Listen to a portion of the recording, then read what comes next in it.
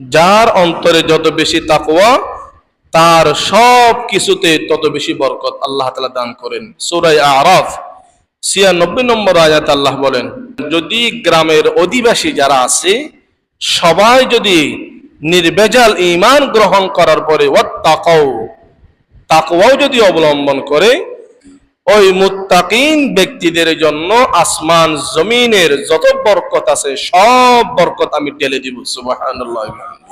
সূরাতুত তালাক ২৮ নম্বর পারা ৩ নম্বর আয়াত আল্লাহ বলেন, মাইয়াত্তাকিল্লাহ, যারা আল্লাহকে ভয় করে, যারা তাকওয়া অবলম্বন করে, ইয়াজআল লাহু মাখরাজা, যে কোনো মুসিবত সংকীর্ণ থেকে মুক্তির পথ আল্লাহ তাআলা বাহির করে দিবেন।